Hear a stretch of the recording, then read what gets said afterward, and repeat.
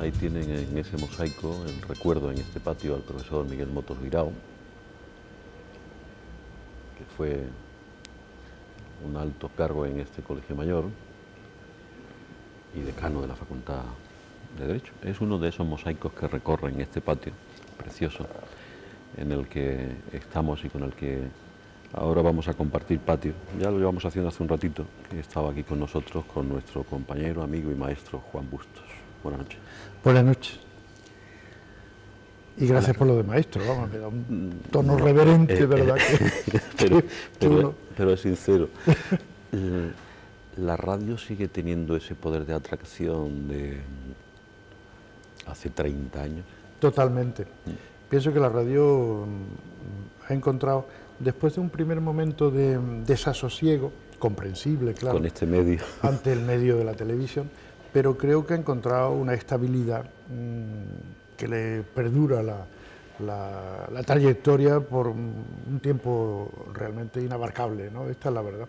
De otra manera, quizá, ¿no? Pero, o sea, cediendo o comprendiendo que era natural que la televisión se irrogara una serie de elementos que la radio tenía, como el espectáculo, etcétera, para empezar, pero una vez consentido eso, o una vez asumido con buen sentido esa cesión, la verdad es que la radio está en un momento esplendoroso, ¿no?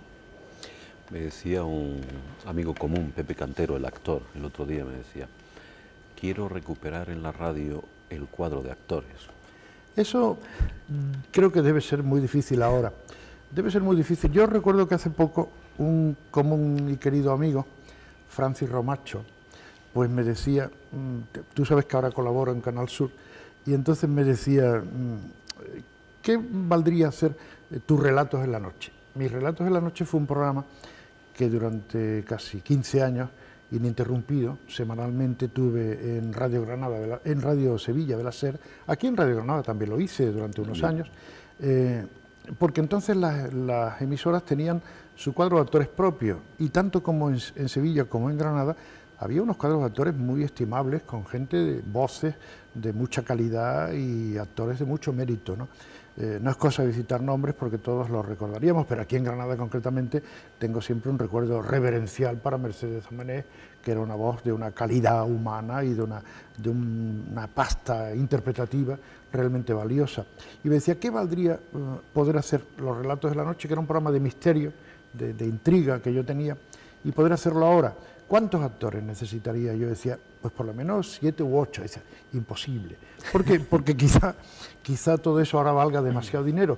Entonces mis actores en Sevilla y aquí en Granada cobraban 15 pesetas por actuación, y eso hoy es impensable. Por mucha afición que un Pepe Cantero tuviera al teatro en la radio, difícilmente por 15 pesetas aguantaba un ensayo y una interpretación, claro. Todo eso evidentemente ha pasado un poco a la historia. Hoy he leído en el periódico que Radio Nacional, Radio Exterior de España, convoca un concurso de guiones de teatro para la radio.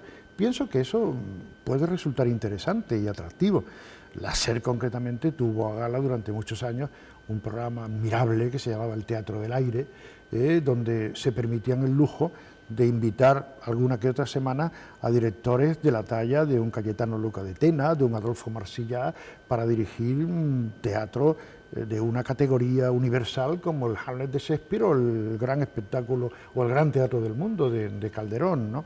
Se habla mucho de la radio de entonces y concretamente de ese tipo de radio, y no se valora el papel que la radio aquella, hoy tan subestimada en líneas generales, hizo por la cultura del pueblo español, que fue un papel infinitamente superior al que la televisión de hoy está haciendo, a nivel nacional, de las grandes cadenas me refiero. O sea, la vulgaridad que las cadenas grandes de televisión están inyectando a bocanadas diariamente a este pueblo, creo que alguna vez habría que pasarle factura, ¿no? La radio hizo un papel muy digno, muy digno, sí, esta es la verdad. ¿Qué tiene la radio, Juan, que cuando un profesional pasa por la radio ya sirve para todo? No podemos decir así lo mismo de aquel profesional que pasa por la prensa escrita o que pasa por la televisión. Cuando un profesional llega a la radio, se hace en la radio y sale a la calle, puede escribir 3 columnas en un periódico, hacer un programa de televisión. ¿Qué tiene la radio? La radio es un medio que aglutina muchos diría que muchos sectores de las facultades intelectuales de una persona, ¿no?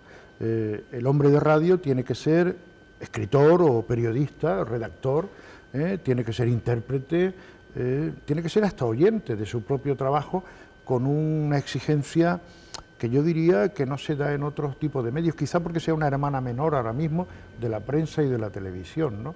Pero es verdad, de la cantera radiofónica han salido en este país multitud de valores hoy considerados en la televisión a todos los niveles, nacional, autonómica, locales, y no digamos en los periódicos, ¿no? Esta es la verdad. Concretamente en la propia casa matriz de esta cadena, que es el Grupo Prisa y es la cadena SER, pues está un Fernando Delgado, que es un excelente escritor y un no menos magnífico periodista, ¿no? Y un buen hombre de radio, claro, y un buen hombre de televisión, lo ha demostrado todo, ¿no? Lo ha hecho todo. ¿Cuántos años compatibilizando la radio y la prensa escrita? Pues yo muchos años. Yo empecé muy joven, hay mucha gente que me dice, pero tú ya estabas, digo, yo sí, yo no es que sea contemporáneo de Marconi, pero casi, ¿no? Yo empecé en Sevilla hace 40 años a compatibilizar mi trabajo en la SER, en Radio Sevilla, como colaborador del periódico ABC, del que llegué a ser pues un colaborador bastante asiduo en aquel tiempo, ¿no? Y una vez aquí en Granada compatibilicé mi trabajo en Radio Granada con un queridísimo diario en el que, entre otras cosas muy estimables, tuve la suerte de tener excelentes compañeros como tú, que eras uno de ellos, ¿no? Que era el Diario de Patria. Sí. Era el Diario de Patria. Lo he compatibilizado bastante tiempo en mi profesión y últimamente en la televisión también he hecho alguna cosa, pero bueno, colaboraciones aisladas, ¿no? Es un medio diferente, un medio distinto y bueno, nunca se me ha pasado, quizá por mi edad ya, el dedicarme a ella, como me dediqué en un tiempo a la radio y por supuesto al periódico, ¿no? He tenido la suerte a lo largo de mi vida, que ya es bastante larga, de dedicarme a hacer lo que me gustaba, la radio, la prensa y en menor medida, claro, la televisión. No he ganado mucho dinero porque entonces no ganábamos dinero como ganáis ahora, pero bueno, la verdad es que tampoco, como me gustaba mi trabajo, pues estaba bien pagado. ¿Cuánto tiempo llevamos sin cenar en una redacción? Muchísimo tiempo. Creo que ahora ya es imposible eso, ¿no? Ya no. Las redacciones de ahora yo no las envidio, las admiro, las tengo muy en cuenta, valoro muchísimo a sus elementos, pero me dan ganas de decirle, se están ustedes perdiendo unas redacciones infinitamente más vivas, más humanas, más cálidas y entrañables de relación, ¿no? Yo me acuerdo en ABC de Sevilla y, por ejemplo, llegaba un queridísimo amigo y compañero, ya falleció, que se llamaba José Antonio Blasque, y decía, ¿quién pone 20 duros para una botella de whisky?, ¿no? Pues eso es impensable que ahora lo puedan hacer en una redacción, no estaría bien visto. Me da la impresión, a lo mejor me equivoco, porque no soy estable en ninguna de ellas, ¿no? Y en el propio Diario Patria, pues la verdad es que aquello era una sucursal del Cunini o del restaurante Sevilla.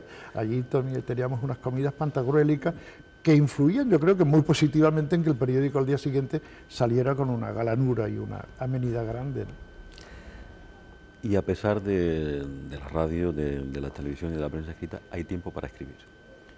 Sí, creo que hay tiempo, efectivamente. Hombre, se le roba siempre al descanso. Tiempo si se lo robas, y a la familia. A la familia. La familia es una mártir y tiene que comprender, si no lo comprende, la cosa va mal, ¿no? Tiene que comprender que el marido, el padre, en este caso, pues tienes que dedicar mucho tiempo de tu ocio, de tu paseo, de tu distracción, a encerrarte en una habitación, si tienes la suerte de tener un piso grande donde puedas disponer de un pequeño despacho y dedicarte a escribir cosas, ¿no? Que luego publica y que luego la gente pues celebra o te reclama, ¿no? Si no le satisface.